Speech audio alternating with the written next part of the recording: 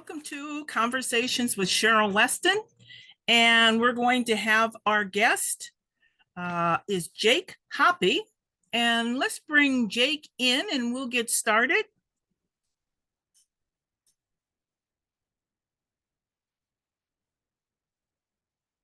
Hi, Jake. I think, okay, we always got to have these little technical problems.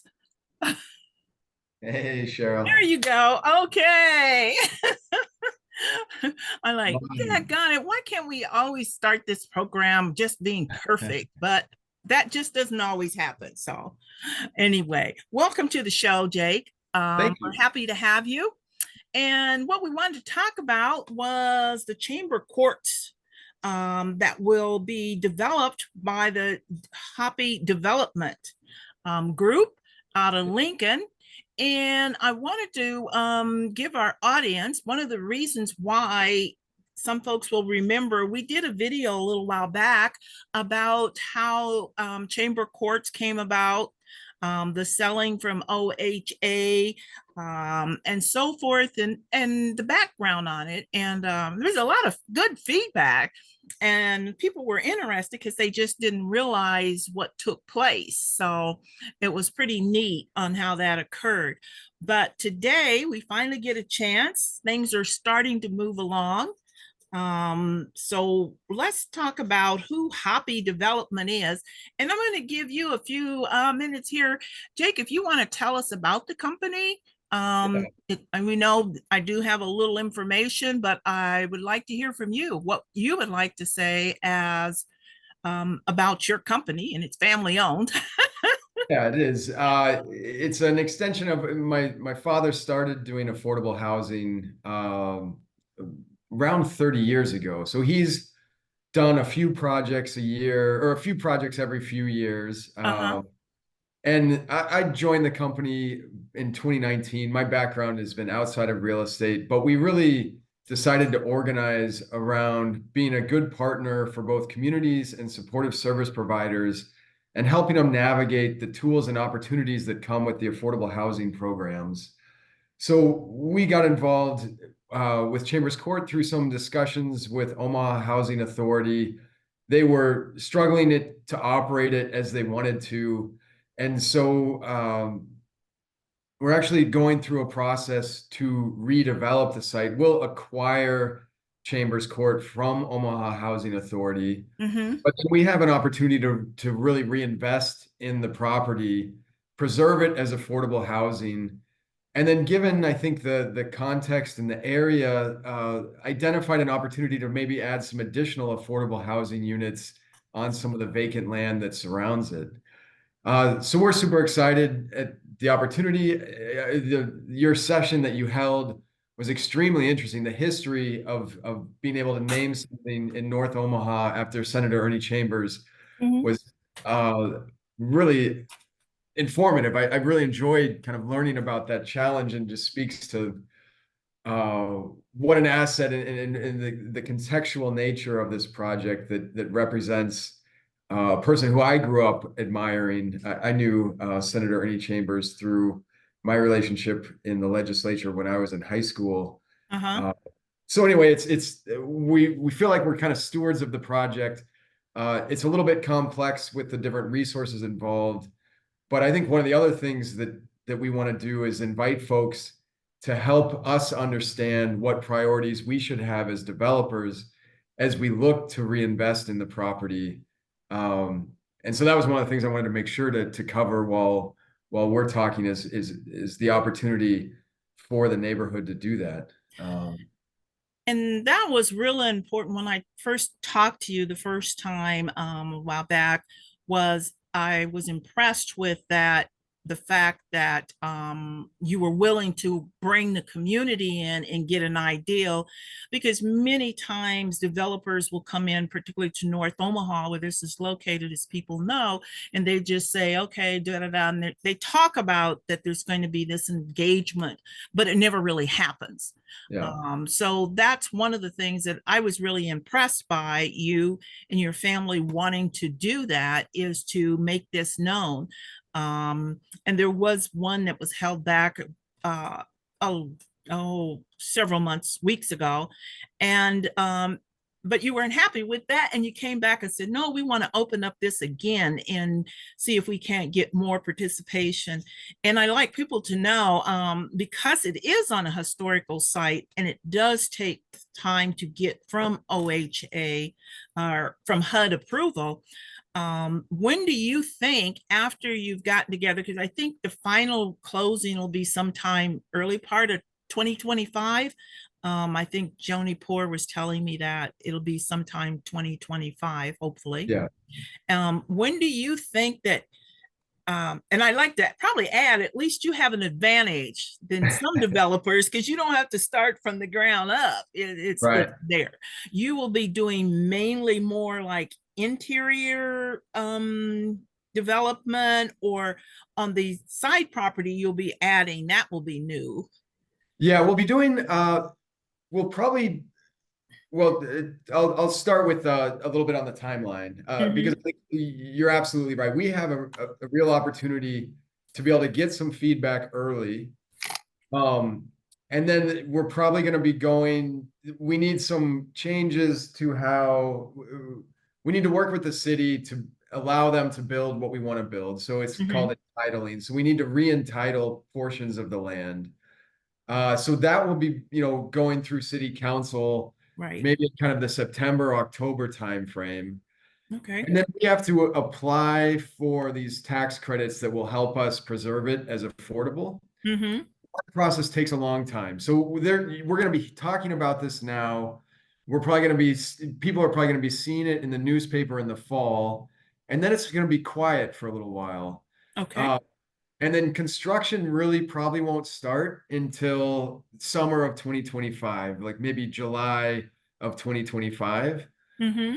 And we are going to be preserving, there's 70 units at Chambers Court. So we're going to be preserving those. And most of that work is going to be interior, as you note. But we are going to be probably adding 50 to 60 units adjacent. And so those will be brand new construction units. There's going to be some that are on the corner of 16th and Burdette, Right. and then some along 18th Street. So what that's going to allow us to do is really address some issues around handicapped accessibility. We're going to be able to increase the number of units. And then if we increase the number of units, that enables us to have sort of an on-site staff presence.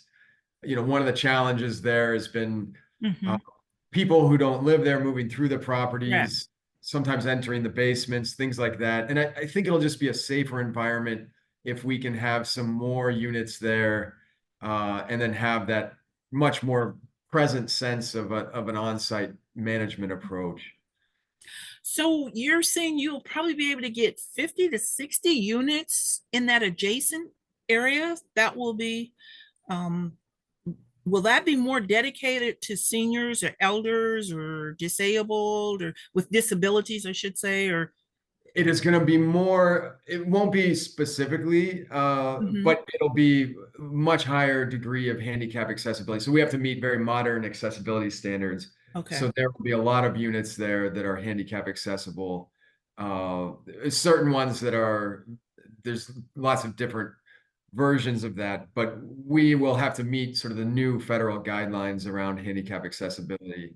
So, and then the other thing is we'll be able to add some additional amenities. Like I think we'll be able to have kind of a clubhouse, leasing That'd office, be nice. a space that people could rent out for a birthday party. That's what we aspire to do, and that should be possible. So anyway, it'll be I think a much richer ultimate development when we are able to, and all of those things need to be handicap accessible, of course. We want to make sure we can participate in anything that we'd add. So yeah, there is quite a bit of extra space. So I don't think it'll feel really more dense in that sense. We'll use architecture that is consistent with kind of a residential neighborhood. We're not going to put in big apartment complexes. That's not the approach that we're taking here.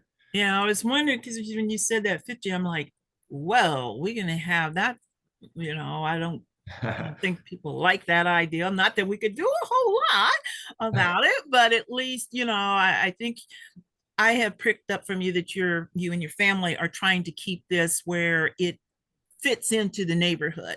Yeah, You know. we have some designs that we used in a historic neighborhood in Lincoln. And Hmm. actually, Councilwoman Johnson visited there. She had a friend who is a resident at this particular property that we developed in Lincoln. Okay. It was a little similar where there was a historic neighborhood. There was a desire to preserve kind of that residential feeling, not put big boxes or anything like that. Right. Uh-huh. And I think we were able to accomplish that pretty well and still, add new units so that we could serve more families. So that's always a little tension. You want to be able to add some units. With that come the ability to add amenities and kind of operate it in a more safe manner. You don't want it to feel like you're dropping Yeah. something that doesn't belong in the Belong neighborhood. in there. So yeah. Right. Another question I'd like to ask you, Jake. I know that you did have conversations with the Chambers family, so they are on board with you keeping the Chambers name to the property. Yeah, where we left it, we described the aspirations that we had with the project, and we described the Chambers family's sensitivity around people kind of using their name, which I completely understand. And then I think also in the context of how hard, the broader community worked to be able to name something after Senator Ernie Chambers. And where we got to was, so long as we are continuing with the aspirations that we described, uh, Senator Chambers was happy to have us continue to use the name on the property, Okay. and that if we would ever deviate, that he had the right to call me and ask for the name to be removed, and we would remove it. So I Okay. like to think of it as maybe an additional layer of accountability where I'm keeping in touch with the Chambers family and hope to be able to keep them informed along the way. Hmm. That so that they get to see that we're adhering to the goals that we described. And then, if I guess I'm stating it publicly now, we certainly don't want to be in a situation where he feels like we're not and asking for his name to be removed. Okay. Uh, Sounds good. That's yeah, that's always good to, to hear that they have been receptive to this. And I can, as you said, we can all understand is you're not wanting to abuse the name and the legacy that goes along with his name. So I think that's great and commend it for even wanting to do that. Because you weren't forced to have to do it. no, So this was something, another feather in your hat. I don't want to get it too big now because you haven't gotten it started, and yeah, there's a lot of but work to be done. yeah, but I like the idea. At least now we got you on record and we can hold you to this accountability as to what you said.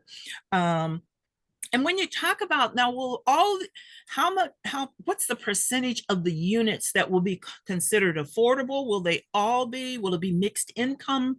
How will that work? So the development in total, we're going to roll out in kind of two phases. The first Okay. phase will be the redevelopment of Chambers Court and the additional 50 to 60 units. That will be all affordable and Okay. all affordable to families at 60% median income and below. It's the same program and affordability level that the property is currently operated at. Okay. Along with that comes, we have to accept housing vouchers and will accept housing vouchers. So there will be lots of families that are paying, considerably less. Okay. And so the way that we have structured it is we maintain the affordability level that any families are at, and kind of what they're expected to pay now if they're currently living there.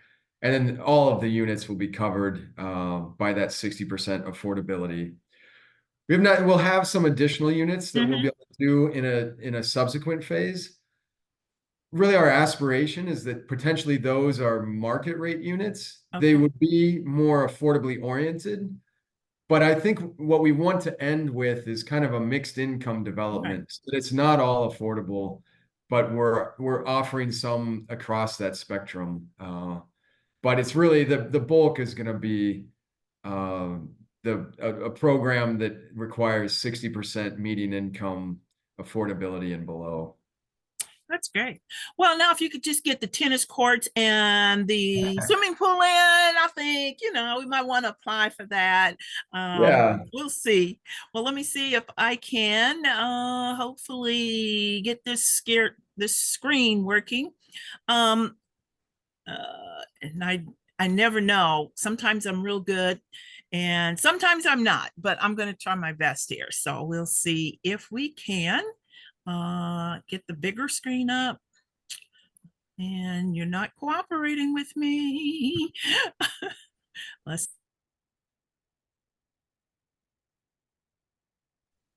If not, I'm going to have our guy. You'll probably say, well, you were doing so good. You did so good in training. I'm not sure Yeah. what happened. So, and it always works that way with me. I do really good when he's training me. And then when it gets to doing the real thing, it's like, okay, what happened, Cheryl? So I just tell Well, him that means you just have to go back and do some more editing. So yeah. as I said here, Hoppe Development wants you to be involved. And by that, that's the reason why the Ernie Chambers Court redevelopment survey and community feedback session is going to be held on Thursday, June 27th, 2024, right outside of the Ernie Chambers Court. They're looking for your opinion on development in the neighborhood. So this is an opportunity for you. There is the scan. You can scan it and go to the survey. And I'm assuming there will be paper formats there. The discussion will be held on the court. However, if there is rain, because we never know about Nebraska, I believe they will be moving it to the Fabric at 2514 North 24th Street. So if you have any questions there, you can see the number to contact Clarice Dombeck, who is the urban design manager at the Ernie Chambers Courts, calling at 402-301-5703. So as we talked and Jake explained, it is a family-owned business. Their company goals, which I was really impressed with, was working collaboratively with the communities to translate housing needs into tangible projects, innovate novel financing, design, and construction capabilities to achieve unit affordability, and to manage housing projects that are highly desirable for their target unit. And that's what's so great about I think having this project is the involvement and consideration of the community. If you'd like to get more information, you can go to Hoppe Development's website. But I wanted to bring it back again. It's important. The community feedback session will be Thursday, June 27th, 2024 at the Ernie Chambers Court on the outside. And there is the rain date scheduled. So folks, mark your calendar down. And actually on the show, we'll be sending out another reminder, and it will be on our Facebook page as a reminder as the date gets close, because I know everybody always gets busy and sometimes you forget, but we would like to have a really good turnout. And I believe when people are asking for your opinion, it's important to be able to do that. I think that this is kind of new, and maybe other developers will take heed and maybe follow that. What you're beginning here is making North Omaha be more involved, listening to the people. And we all know, some people say they don't have to. You're right. It's not a point of don't have to. It's a point of having some moral compass to say, okay, we're doing this. Let's make it so that it's where people feel like it is home. And, sometimes when there's, like you say, affordable, people can live in a good place. It doesn't always have to be like it's the lowest of the lowest. So I do commend you and your company for doing this. And as I said, we will be putting it out again, Jake, Great. just as a warning, reminder to people, on June 27th. And other partners of ours will be having it on their website as well. So I'm hoping you'll have a great turnout.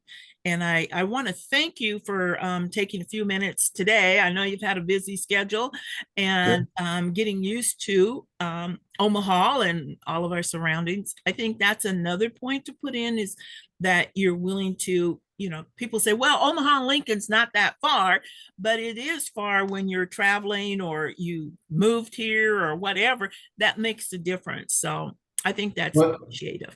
and I actually live in Omaha. Yeah. My office is in Lincoln, so I have to go back and forth. But I Right. am trying to close that. There's folks that seem to work in Lincoln, folks that seem to work in Omaha, but Yeah. we're hoping to be able to do both. And it's been a wonderful process getting to Mhm. know. I mean, we've got to know some of the current residents. We've gotten to know a lot of folks in the community. I think we'll continue to be able to do that on June 27th and beyond, and just appreciate the opportunity to be able to include everyone's participation in this and involve them. So, and thank you for getting the word out. Oh, yeah. One other thing I was thinking about, and I missed it here on my notes. How will local contractors, will they have an opportunity to participate in this, or is your workforce, I know that there's certain ones that, you'll be bringing from Lincoln, but are Yeah. you going to be making an effort to help include, reach out to the local contractors here in Omaha?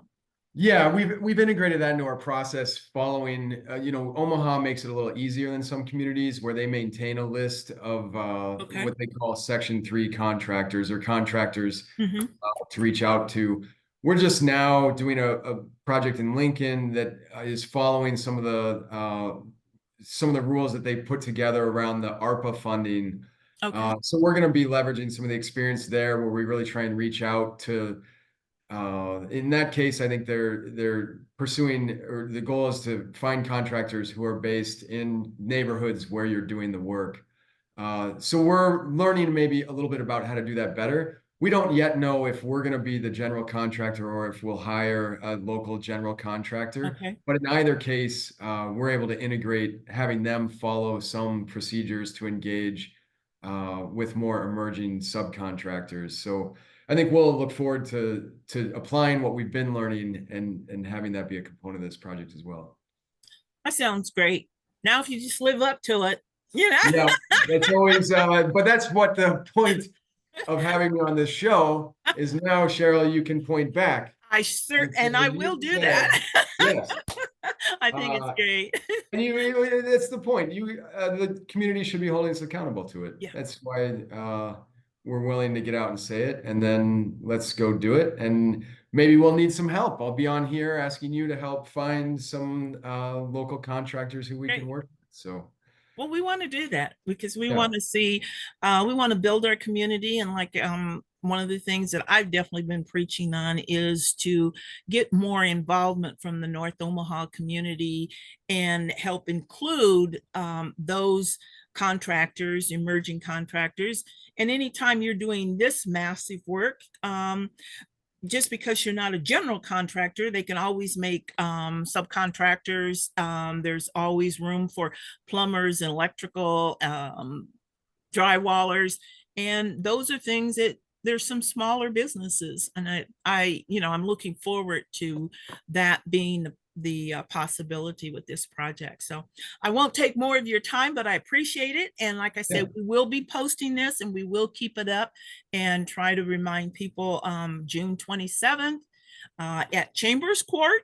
And the time again, Jake, 6:30 to 8:30. I think, is that what, I think they changed the time on your flyer. Oh, I think it says 6:30 on there. 6:30 to 8:30. Okay. Well, we will make sure the flyer's out and Yeah. 6:30 to 8:30. Okay. So we'll, like I say, we'll be putting this out again. Thanks again, Jake, and have a great evening. Appreciate Thank your you, time. Cheryl. Yep. Uh-huh. Have a good night. Bye-bye. Well, folks, as I said, that was Jake Hoppe on Conversations with Cheryl Weston concerning the Chamber Court redevelopment. Hopefully people, North Omaha, I say it and I truly mean it. We've got to make a change. We have to keep holding people accountable. We need to be more involved. And if we're given the opportunity, let's get out. Let's not just keep complaining. We've got to hold people accountable. And if they're willing to, let's work with them and not work against each other. So I hope everybody will enjoy the program for tonight. And I look forward to having you again on Conversations with Cheryl Weston. Have a great evening. Thank you. Oh, and don't forget, if you like, subscribe to the station.